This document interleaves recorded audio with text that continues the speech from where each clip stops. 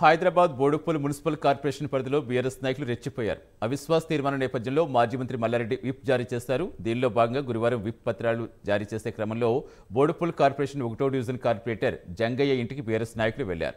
ఆ సమయంలో జంగయ్య ఇంట్లో లేరు. తన తండ్రి ఇంట్లో లేరని చెప్పినా వినిపించుకోకుండా తన చెల్లితో పత్రాలపై బలవంతంగా సంతకాలు చేయించుకున్నారని కుమారుడు యోగేష్ ఆరోపిస్తున్నారు. అంతేకాకుండా తమ తండ్రి అంతు చూస్తామంటూ బెదిరించారన్నారు.